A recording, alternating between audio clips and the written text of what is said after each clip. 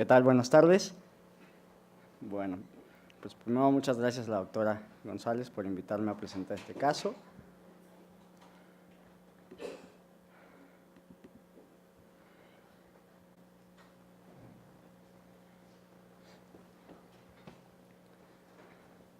Bueno, pues vamos a empezar con este caso clínico. Estos son los disclosures que no tengo. Y para esta presentación, pues conté con el apoyo del doctor Alan Contreras, que dará una plática a continuación. Bueno, nada más una breve introducción, que ya hablarán un poco más adelante acerca de eso, y nada más como un pequeño recordatorio. El hígado es el principal productor de la proteína amiloide y sus precursores como la transtiratina. Se sabe que más o menos el 95% de la proteína proviene de la producción en el hígado. Un poquito de fisiopatología, pues esta proteína amiloide se acumula dentro de las fibras nerviosas y principalmente lo que nosotros estudiamos en el laboratorio es el acúmulo en las fibras nerviosas delgadas, ¿no? Que pueden ser de diferentes tipos. Bueno, el trasplante de hígado se ha establecido como una herramienta principal terapéutica para diferentes enfermedades hepáticas, ¿no? Diferentes hepatopatías. Sin embargo, no solo en México, sino en el mundo se ve que hay claramente una desigualdad entre el número de donadores y el número de pacientes que requieren un trasplante de hígado. Ahora, para solucionar este problema se han propuesto diferentes alternativas a la búsqueda de órganos y una de ellas es el trasplante dominó. Digo, rápidamente, para los que no saben, el trasplante dominó se utiliza únicamente en pacientes que tienen polineuropatía amiloidótica familiar. Ellos reciben un hígado de un donante cadavérico que haya fallecido por alguna otra causa, y el hígado del paciente con amiloidosis familiar es donado a un receptor que tiene alguna hepatopatía terminal, ya sea cirrosis, hepatocarcinoma o alguna, que por su edad o por su lugar en la lista de espera no va a llegar a un trasplante de donador cadavérico. Entonces la ventaja aquí es de que con un solo hígado vas a poder tener 2 pacientes que van a recibir un trasplante y pues al final pasa a la lista de espera hasta el inicio. Ahora sí vamos a empezar con el caso clínico. Ella es una paciente de sexo femenino, sus iniciales son AGBZ, 33 años, nacionalidad mexicana, religión católica, y al momento de nosotros conocerla ya estaba casada. Dentro de su historia familiar, antecedentes importantes, su padre fue diagnosticado con amiloidosis familiar. Tiene ella también otros 5 hermanos que son diagnosticados con el mismo padecimiento y, bueno, algunos otros familiares que fueron fallecidos acerca de cáncer. Dentro de su historia médica de importancia, ella, ahorita voy a explicar un poquito más cómo fue su historia, pero ella pues tiene la mutación para amiloidosis familiar, la mutación serina 52 prolina, tuvo varicela durante la infancia y al momento del diagnóstico ella estaba embarazada de 5 meses. Antecedentes quirúrgicos y alérgicos fueron negados. Entonces, ella entró aquí al instituto referida como un paciente de tamizaje porque, de hecho, el primer caso dentro de su familia fue su tío, después fue su papá que falleció y ella llegó con nosotros para hacer el tamizaje, salió positiva para la prueba genética con la mutación serina 52 prolina y en la consulta únicamente las molestias que ella refería eran parestesias en las 4 extremidades. Esto inició en el 2012. Ahora se hizo en la consulta de nosotros, en la consulta externa de amiloidosis, pues se les hace seguimiento y estudios de protocolo y dentro de ellos se hacen velocidades de conducción nerviosa que al principio no tenían ninguna normalidad, se les hizo biopsia de grasa periumbilical que en ese momento fue negativa para amiloide y se le hizo biopsia de glándula salival inferior, del labio inferior, que también fue negativa para amiloide. Posteriormente, ella, pues como algunos de nuestros pacientes más jóvenes, se mandan a la consulta de trasplantes para iniciar protocolo y a ver cuáles de ellos cumplían sus criterios. Yo no mencionaré esos criterios que se mencionarán en la plática más adelante. Lo único a resaltar con ella es que durante el estudio para iniciar el protocolo para trasplantes tuvo una prueba de tuberculina, un PPD positivo con más de 10 milímetros y una serología positiva para citomegalovirus. Entonces se inició tratamiento con isoniazida y valganciclovir durante 6 meses, posteriormente se repitieron las serologías y ya fueron negativas. Durante el 2012 al 2013 el seguimiento se dio por consulta externa, únicamente se estaba dando manejo sintomático, y en 2013 continuó con el abordaje y el proceso para el protocolo de trasplante. Se hizo un ecocardiograma transtorácico con una fracción de eyección del ventrículo izquierdo del 60%, sin datos de hipertensión arterial pulmonar. El Holter de 24 horas únicamente reportaba extrasístoles auriculares prematuras, y la resonancia de corazón tenía pequeña infiltración, ligera infiltración mocárdica por amiloide del ventrículo izquierdo. Se realizó una biopsia rectal, que en ese momento reportó fibrosis y inflamación crónica, y en este momento la biopsia ya fue positiva para amiloide. Una de las partes más importantes que nosotros verificamos es la neuropatía de fibras nerviosas delgadas, y pues se utiliza el Quantitative Sensory Testing. Este es un estudio que se hizo pretransplante. Entonces, aquí ya, lo que aparece en la gráfica de este lado es, hablarán un poco después de esto, pero es la sensibilidad al frío y el umbral, la sensibilidad al calor, el dolor al frío y el dolor al calor. Se hace un promedio y se compara con diferentes escalas de acuerdo a la población general. De hecho, la doctora hizo uno para la población mexicana, y de hecho ella ya pretransplante se veía que ya tenía alteraciones sensitivas y sensitivas. Ahora siguió el seguimiento por la consulta. En el 2014 se repitió el ecocardiograma, que siguió siendo normal, el electro y el Holter también eran normales, y se repitió la carga parasitomegalovirus, que ya era negativa. Entonces, en ese momento se decidió que la paciente no tenía contraindicación, con la clínica de trasplantes, cardiología y nosotros, se decidió que no tenía contraindicaciones para el trasplante hepático, y se puso ya en la lista de espera para cuando hubiera un receptor para ella y pudiera hacerse el trasplante. En el 2014 se realiza el trasplante dominó. Únicamente sabemos que la donadora fue una paciente femenina de 42 años de edad, que se había diagnosticado con muerte cerebral secundaria a una hemorragia subaracnoidea por ruptura de aneurisma, y el receptor del hígado de la paciente con amiloidosis familiar fue una paciente femenina de 63 años de edad que estaba diagnosticada con cirrosis secundaria a infección por virus C crónico. Después se dio, hablaron un poco más adelante del seguimiento que se dio con trasplante, pero del 2014 al 2016 se dio seguimiento por la consulta, y en el 2016 ella inició con dolor abdominal, de predominio en hipocondrio derecho, ictericia, coluria, astenia, malestar general y fiebre. Acude a urgencias del instituto. Aquí se ve que tenía una elevación de las enzimas hepáticas, sobre todo de la AST y la fosfatasa alcalina, más o menos estaban en 1470 y tantos. Se hace un ultrasonido de la vía biliar, del hígado y vía biliar, que se reportó normal en ese momento, y en este momento se decide ingresar a la paciente para continuar el abordaje diagnóstico. Se hospitaliza, se hace una biopsia de hígado, y la biopsia de hígado reporta que tenía un rechazo agudo celular y negativo para amiloide, el hígado nuevo. Entonces lo único que fue que se dio un tratamiento para el rechazo agudo, se dio dosis altas de glucocorticoides, 3 bolos de metilprednisolona, y pues se hizo ajuste de inmunosupresión que ya tenía previa con tacrolimus y micofenolato.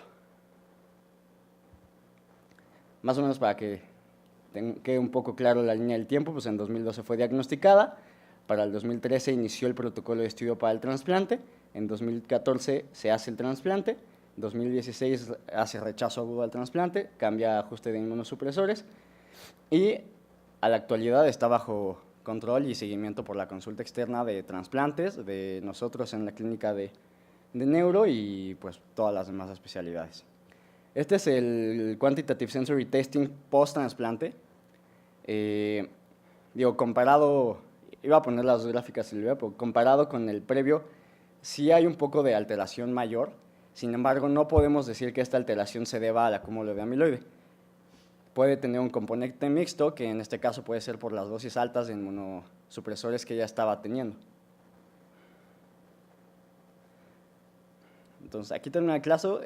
Yo me puse a investigar un poco acerca de trasplante hepático, y hay muchos casos reportados de que se intenta ver cómo el trasplante en tipo dominó es una técnica factible para los pacientes que tienen amiloidosis familiar, y sobre todo pues para pacientes que no tienen posibilidades de tener un trasplante por la patología que tienen, entonces en este momento pues salva a 2 pacientes.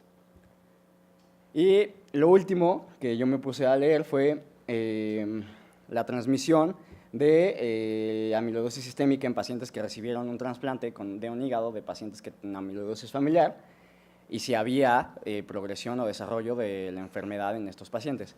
Hay varios reportes, este es un caso son 5 casos del New England que dice que no se puede comprobar de manera específica que haya transmisión de la enfermedad, sin embargo que en algún momento pueden llegar a desarrollar cierto grado de neuropatía, pero se tardan 30 años. Eso es lo que dice el reporte del New England. Este es otro caso, que fue de un paciente de valina 30, y ya. Y bueno, como conclusiones de este caso, pues nada más sabemos que el trasplante para pacientes con amiloidosis familiar permite detener la evolución de la enfermedad, porque pues al eliminar el hígado productor de amiloide, se detiene el acúmulo del mismo. Sin embargo, se sabe que las lesiones neurológicas que ya tiene la paciente no van a revertir. Ahora, el trasplante dominó debe ser considerado como una alternativa muy pues útil y frecuente, porque además de que pues, de un solo donante cadavérico, pues 2 pacientes pueden ser trasplantados. Y pues aunque la transmisión de amiloidosis, el del riesgo de amiloidosis es desconocida, en caso de que se dé, pues se tarda muchísimo tiempo en identificarse, entonces pues, clínicamente no es tan significativo, sin embargo, pues necesita continuarse el estudio en estos pacientes para valorar exactamente el riesgo que tienen de, al ser receptores de un órgano productor de amiloide, cuánto tiempo tardarán en desarrollar amiloidosis familiar. Y ya.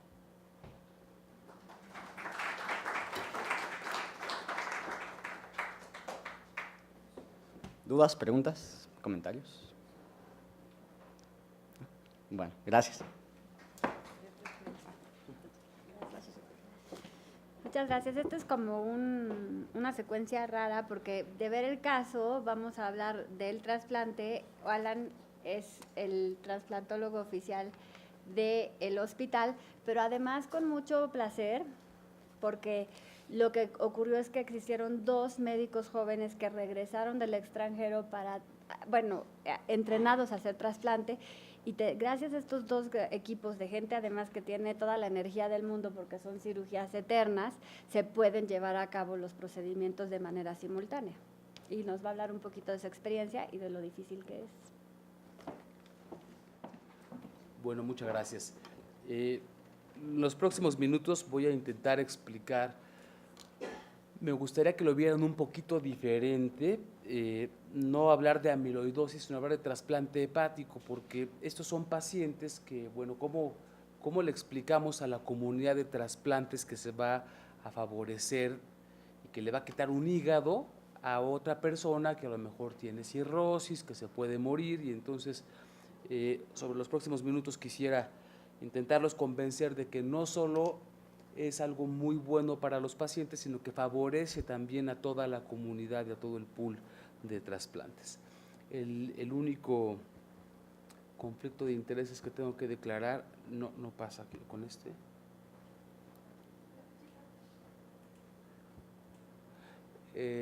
No tengo ningún conflicto académico o financiero, ningún conflicto, que soy cirujano de trasplantes. Yo me dedico más a ver pacientes hepatópatas o cirróticos y pocos pacientes con amiloidosis.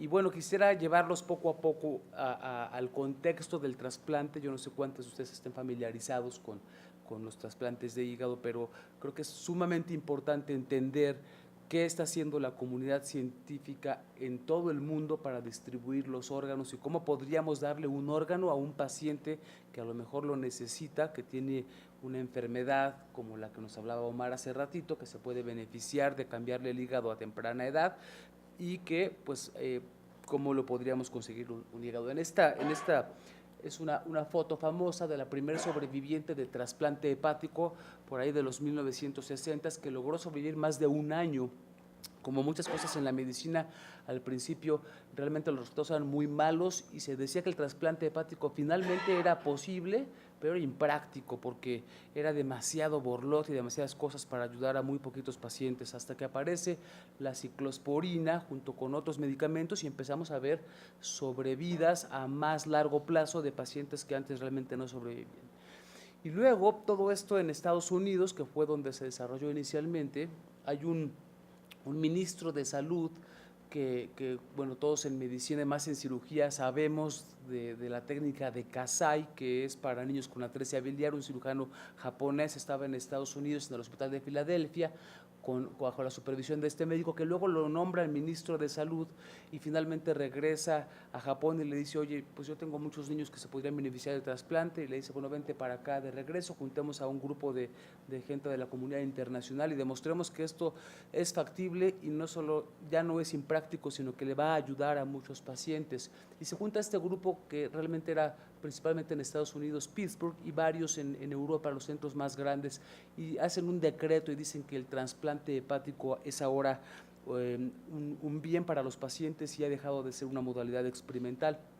Y a partir de ahí aparece el boom en trasplantes. Entonces, Thomas Starzl tiene una frase que a mí me parece que es fascinante: no pueden competir por órganos. Bueno, pues ahí también entra dentro de este grupo esta enfermedad que es la polineuropatía amiloidótica familiar. Es una enfermedad autosómica dominante, debilitante, fatal. El hígado produce una proteína anómala, en donde, como nos decía Omar, tiene una mutación puntual en donde se cambia un aminoácido y eso ocasiona que esta proteína insoluble se deposite principalmente en el sistema nervioso autónomo y periférico, en el intestino, en otros órganos, en el corazón, y a los pacientes no les va bien. Hemos visto más los neurólogos, más Alejandra, que estos pacientes le llegan porque ya se le murió el hermano y el papá, y entonces cuando empiezan a averiguar, pues es como encuentran que tienen esta enfermedad, y es donde los podemos estudiar y darnos cuenta si este paciente joven,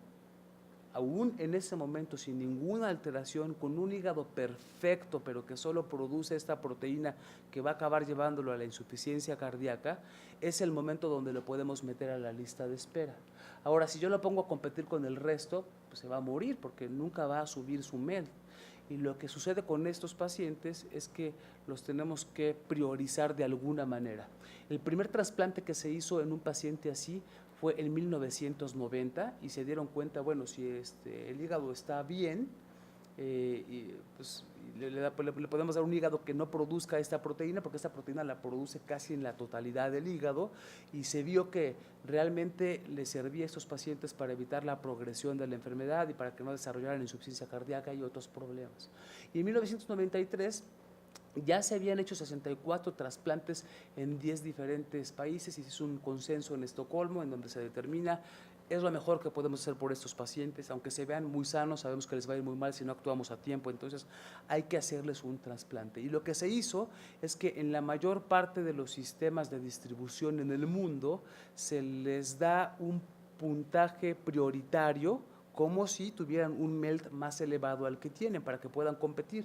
Y esto no solo ocurre para la amiloidosis familiar, sino también para otras enfermedades como el colangiocarcinoma o el hepatocarcinoma. En pocas palabras, nosotros nos damos cuenta que tenemos que favorecerlos en la lista para que alcancen a tener su trasplante y también utilizar de alguna manera sus órganos para que favorezcan a otros enfermos. Y se creó este registro que lo pueden encontrar en internet, es un registro mundial para pacientes que reciben un trasplante que tienen la enfermedad de polineuropatía amiloidótica familiar, y también otro registro dentro de este mismo sistema para documentar a aquellos pacientes que han tenido trasplante.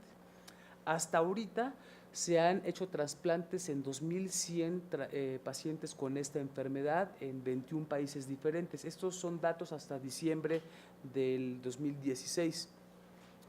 Entonces, como pueden ver, es algo que se ha globalizado y que ha ayudado a muchos enfermos con esta enfermedad. Y bueno, encabezando la lista está Portugal. Ellos fueron los primeros en hacer un trasplante para esta enfermedad y los primeros en hacer un trasplante dominó. Y luego sigue Francia y otros países como Suecia y Estados Unidos. Acá está Brasil, en fin, hay varios más. Existen muchísimas mutaciones de pacientes que se han trasplantado por esta enfermedad. Decíamos que la más común es la valina reemplazada por la metionina, pero hay en esta base de datos más de 60 mutaciones o más de 60 pacientes con mutaciones diferentes por las que se han trasplantado. Y bueno, también solo como una nota aparte, este mismo base de datos concentra pacientes que se han trasplantado por otras enfermedades como amiloidosis renal o de cadena alfa.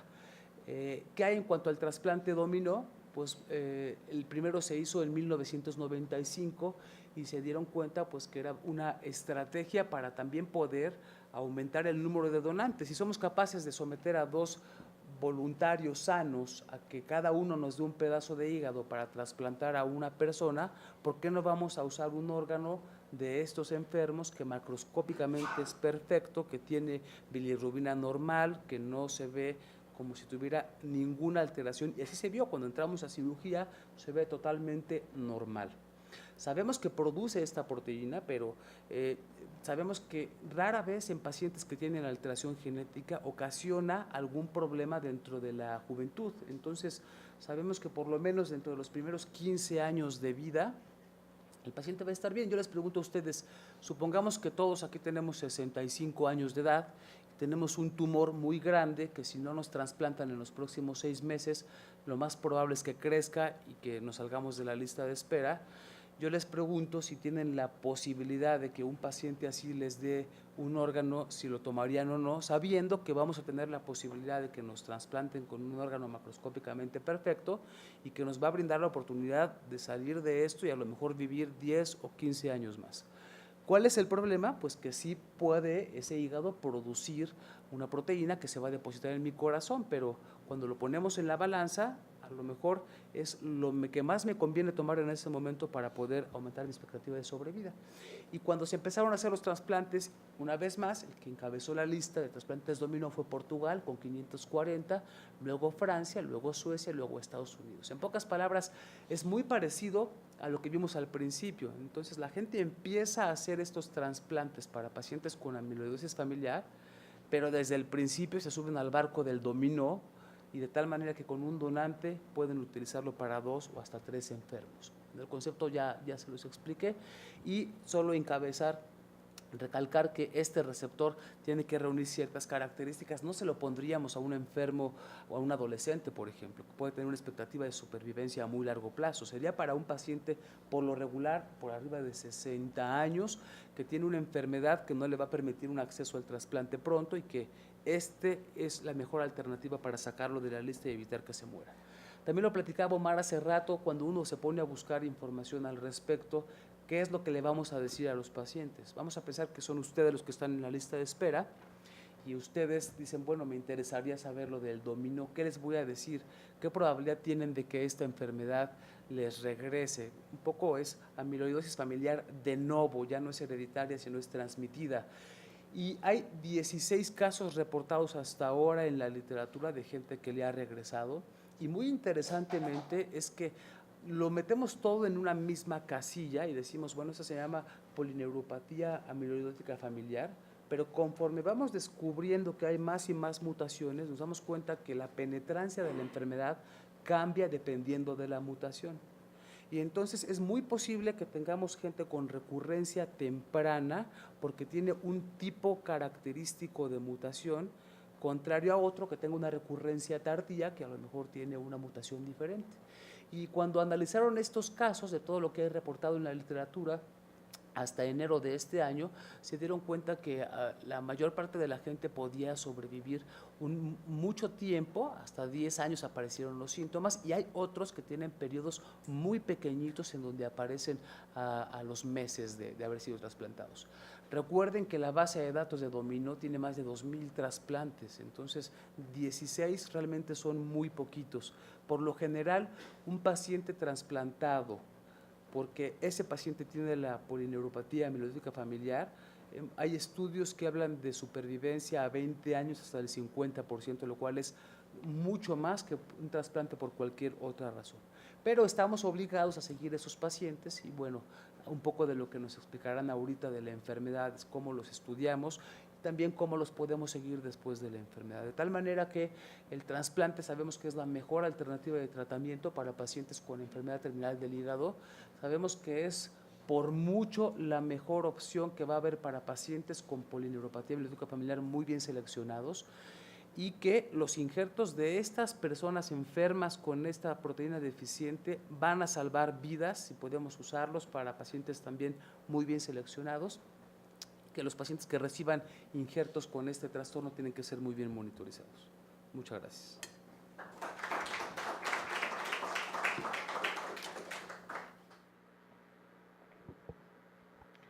This is the last talk of today.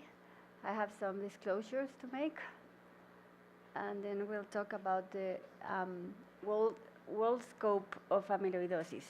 And I think most of you would know that it was first described in Portugal in 1952 in the north of Portugal. And then up to 1994, 1,233 cases were described. So this was a disease that was growing fast according to a rare disease, and possibly because in Portugal it seems to happen the same thing that in Mexico, where every patient has a lot of brothers, sisters, unknown sons and daughters and all that.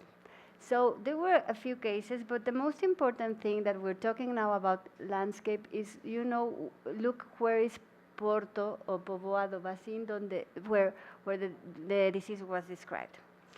And then afterwards, in 1952, it was described in 1965 was described in Sweden. And also the first descriptions in Sweden were made in the north of Sweden. In Portugal, the patients were mostly fishermen. And I'm wondering, and it's not proven, that maybe these fishermen or the Vikings or somehow the disease might have traveled through the sea instead of just going through land. That's an hypothesis I have. Sounds feasible because both were very, very north in the countries. But then afterwards, Japan was describing the disease in 1967 in Kumamoto, and it came back to other countries such as France, Spain, Turkey, Cyprus, and Sicily. So, okay. And I made this little line saying, well, maybe we're also seeing that patients from Portugal could have emigrated and just founded some places in the world where they were traveling to. We know there's a community in Turkey, we know there's in Cyprus, we know it's in Greece, we know there's in Italy. So maybe we are looking at these emigration patterns. And it was not until 2005 and 2008 that the description, at least the literature, started describing it in Latin America, which it might have been later before seen, but the actual descriptions were seen in that time.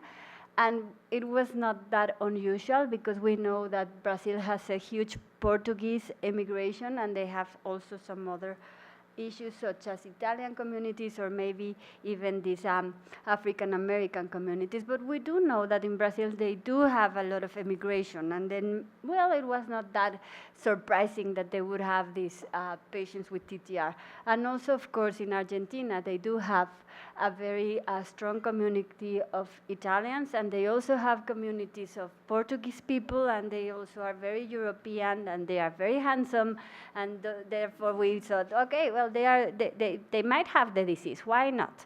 I mean, this is a European disease, it's an immigration disease, so maybe that's why we're seeing it in Latin America, in these two countries, and not in the rest of Latin America, particularly in Mexico. So it was a problem in Mexico. There was no cases described up to 2010, although I suspected the disease was there. And I was wondering, what's the problem? Could it be that it's a mestizo population, therefore it's not really a disease of the mestizo population, it's more this area population? Or Could it be that maybe we have a few resources that those countries that they are looking at the disease and we have not much knowledge about the disease? Or could it be that maybe there are other problems that are much more important than a few cases of TTR amyloidosis, such as diabetes, that it's a very endemic problem in our country, particularly with the obesity that we're seeing even in children? Or could it be that maybe there's a low prevalence, there's a phenotypic diversity, and a very wide differential diagnosis? So I have no idea what's the answer. I think maybe it's a mixture of all these things that were making us think that in Mexico there was no amyloidosis, and I'm sure that in some other countries, particularly in those where the disease has not been described, is because of all of these things. So addressing these things are very important in order to diagnose the patients.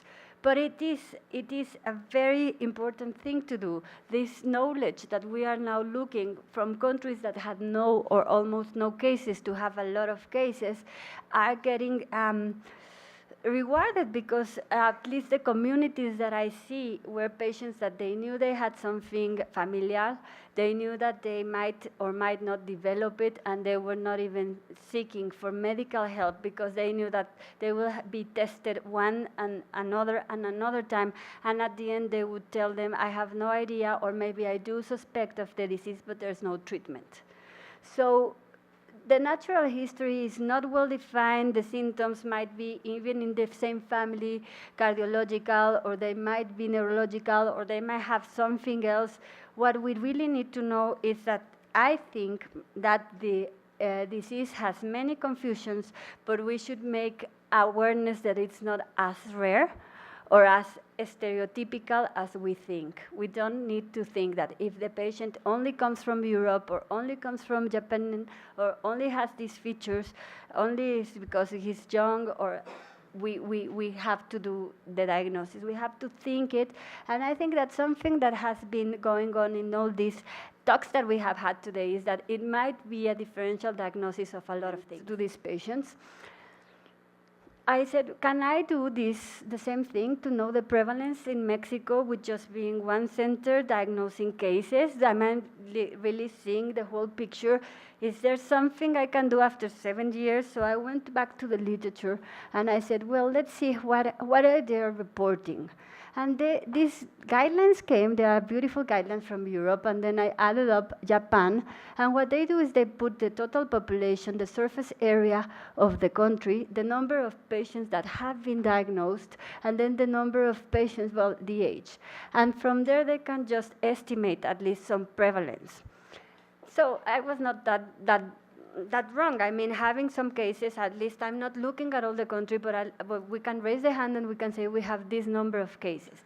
And for me, the most important and interesting thing is we have like very similar proportion of patients from Japan. If you see, we are really similar, like in terms of the total population and in terms of the number of patients, and then we can make as estimates according to the total world, to the statistics in Mexico of how many patients per 100 million populations there is. And this is our number, and I think it's very important at least to try to do this comparison. I'm not sure if this number will grow up. Maybe it will, maybe it won't, because it's a very rare disease. But what we know is what we are doing, what other countries with a lot of history and that have been doing this for longer than us is doing, and we have a proportion of almost the same cases. Interesting, as I said, the patients came in this region of Mexico, which it's just, these limits are human-made. We don't know exactly that this is not the same region, but it are two states. The states of Morelos, where it's Cuernavaca. If somebody knows about Mexico, that's a very nice, warm city. And then it comes all the way to the coast to Guerrero. These are the mutations, including this one that we were talking to you about lately. This is a new mutation. And this is important because you see, if I would have been like very traditional and say, well, he comes from Guerrero, let's not do the whole gene, let's just confine to the genes that we know there's in this region, we would have missed that the patient had TTR. So it's important that even though they come from the same geographical origin, maybe we, at least at the beginning when we're starting to test these patients, to do the whole gene and not just one mutation that we know of. And as I said before, Guanajuato with the Serin 50 proline, that it's the blue one, it's very easy for me. That I have no idea what's going on. Truly, you can help me figure it out. I assume there was a founder effect, patients that had grandparents and great-grandparents with the mutation would come and live there, or maybe, now I'm thinking that I'm having 4 mutations in the same region, is happening something that the surroundings have to do, like maybe when you have this disease, you know about falciform anemia, and then you have this hemoglobin, so you don't have paludismo, malaria, or something is going on there, or we have just the founder effect. I don't know if it's this just coincidence. It sounds also a little rare, but let's stick to the hypothesis that maybe this is a founder effect. And as we learned today, maybe the gene is a little stable and it can get some mutations.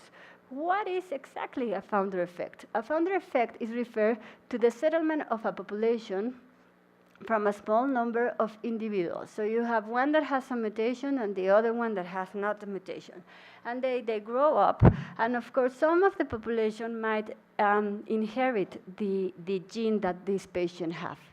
But sometimes what happens here is that there's a massive reduction of the population because of other kinds of problems that happen in the region, and then that's called the genetic drift, because almost you have more patients that would carry the mutation that regularly a population that grows normally and do not have this reduction in numbers would have.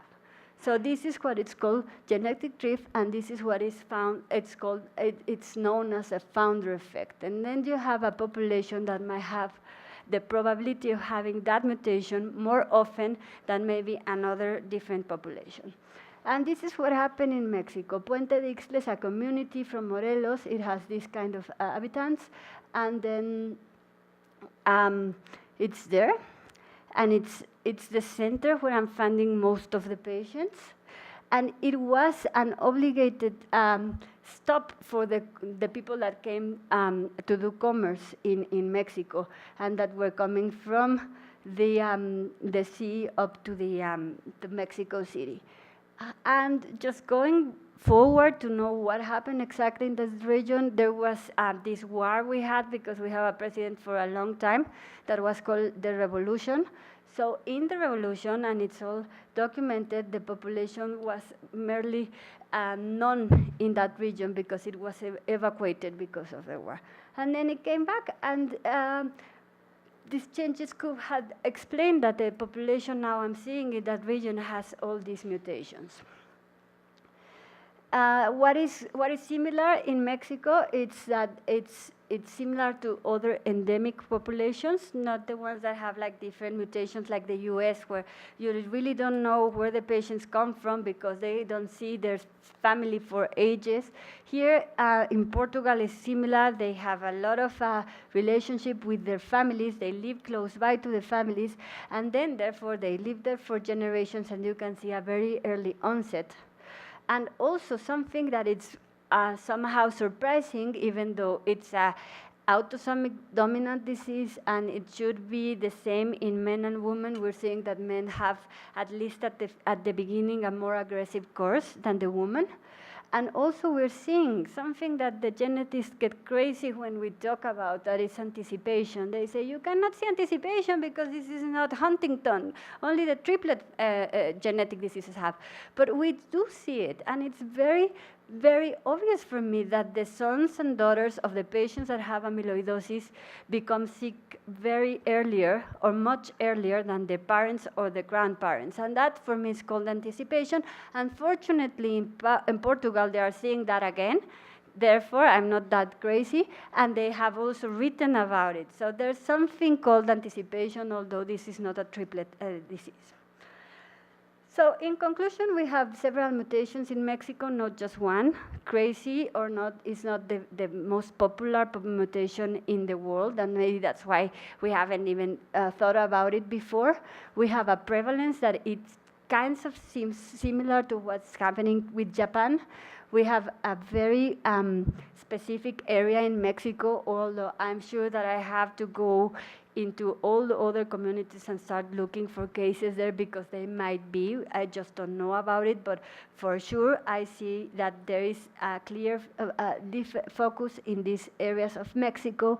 The age of onset that I'm seeing is very early, it's around 35 years. As I told you, it depends on how many generations have been affected. And the symptoms that I do have are somatic and autonomic neuropathy in most of the patients, and when I do see them, they have some cardiac involvement as well. We will talk a little bit more tomorrow about it, but I think that I don't see the cardiac involvement as early as I should because of the autonomic involvement. So patients do have very, very aggressive orthostatic hypotension, and all the blood is in the legs and in the abdomen, and then they do not do the congestive heart failure that they would do if they wouldn't have the autonomic features. And then something that it's important to tell you about, I don't see very often kidney disease. These patients do not have end-stage renal disease at all.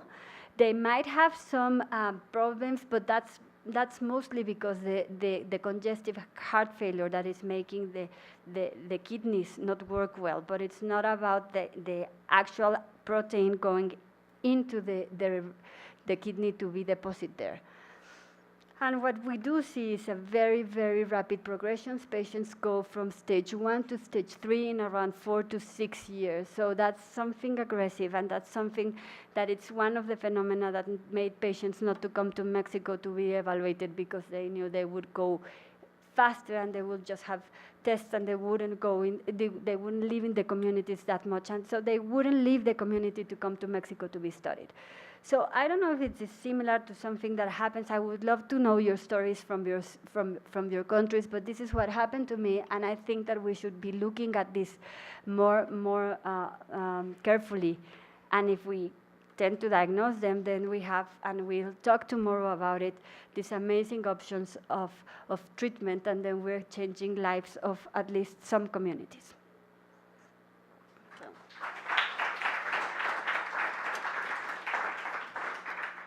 Do you have any questions for me? No? Fascinating talking. I'm very surprised that in such a short time you were able to put together all this information. I mean, there's no question that you're a one-man band, and congratulations. That's all I want to say. It's beautiful what you've done in, 7 years since you came back from New York? It's really amazing. Thank you. Nothing? Then, of course, we'll see you tomorrow here. I think it will be also a very nice day. We'll try to be fast so you can enjoy Mexico also a little bit, but I think you'll have a very great time because we'll have first the cardiologists who are doing also very new things. They are evaluating patients as thorough, as profound as they can, and they are also very passionate about amyloid. Then we'll have a great talk about pathology and all these errors we have. Sometimes we just assume that if the biopsy goes to the pathologist, then we'll come back with the diagnosis. Why not? And it's not the case. And he will talk to us about all these misdiagnoses or the ways you can confound the biopsies. And then afterwards, we'll have in the afternoon the session with the patients. Now, I do have to tell you, in this time, and it was on purpose, I did not prepare the cases for you. You won't have a medical history, but what you will have is a microphone, and you will be able to ask as many questions as you want to the patients, and they will answer for you we will translate, and there will be a doctor that will be doing the physical examination of whatever you want to be tested. And also, I have to say that the patients won't have TTR amyloidosis as you expected. Some of them would, some of them don't. There are 3 cases, so I would love to see if after this you say, I am an expert if you get to the diagnosis. So thank you very much.